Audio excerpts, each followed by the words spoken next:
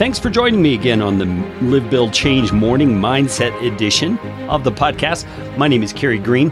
I'm a retired pastor, and my purpose with this morning mindset is to encourage you.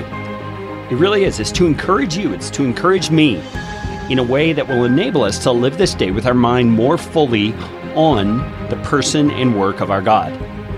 You see, I believe as believers in Jesus Christ, we are under obligation due to the fact that we have been saved by the grace of God to align our minds with God's way of thinking about Himself, about ourselves, about the world we live in, and about our role in it.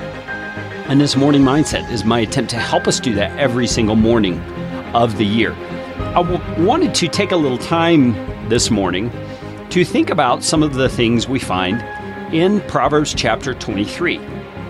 Proverbs chapter 23 is another of those passages that's full of wisdom, full of insight. The things that we are told here are things that can really change our lives, things that can enable us to live a life that is powerful in a world that is really full of foolishness. And the verse that I want to look at today, it's actually two verses, verses 17 and 18. And the reason I want to look at these is because I believe these verses speak to a phenomenon that's going on in our culture.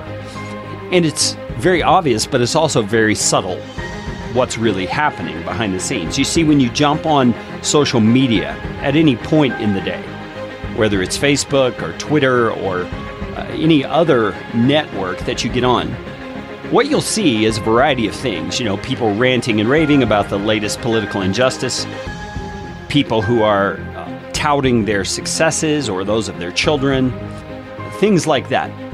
And people tend to put on what I've come to think of as their Facebook face. They tend to talk about the successes and not so much the failures. They tend to talk about the place they've arrived at rather than the journey that got them there and the difficulties they faced along the way. And it gives this impression that everyone out there is doing better in life and at the things that make up a successful life than I am. Do you relate to this at all? Do you have that feeling at times when you see everything on your Facebook feed, for example? And you just feel like everybody seems to be doing so well. Everybody looks so beautiful and happy and thin and successful. And in your heart of hearts, you feel like you don't measure up sometimes. Well, I want us to look at Proverbs 23, 17, and 18 because I think it addresses this. And we have to be careful about some of the language that we take our time to understand what it means. But it says this. It says, "Let not your heart envy sinners, but continue in the fear of the Lord all the day. Surely there is a future, and your hope will not be cut off." Now, you may balk a little bit there at the beginning when it says, "Let not your heart envy sinners," because you might say, well, those people on Facebook, I don't necessarily know that they're sinners. Well, I get that. And part of that's the nature of a proverb. It uses extreme language to drive a point home.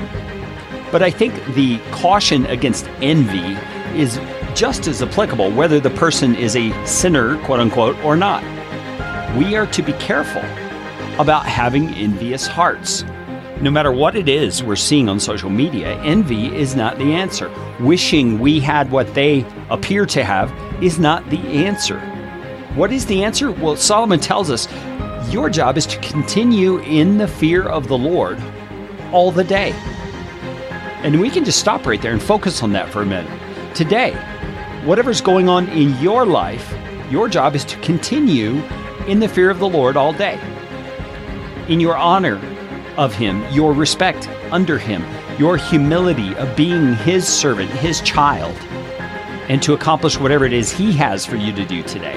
It may not be glamorous, it may not be ritzy looking, but it is fully what He desires. We're going to talk more about these two verses and this idea of envy tomorrow on The Morning Mindset.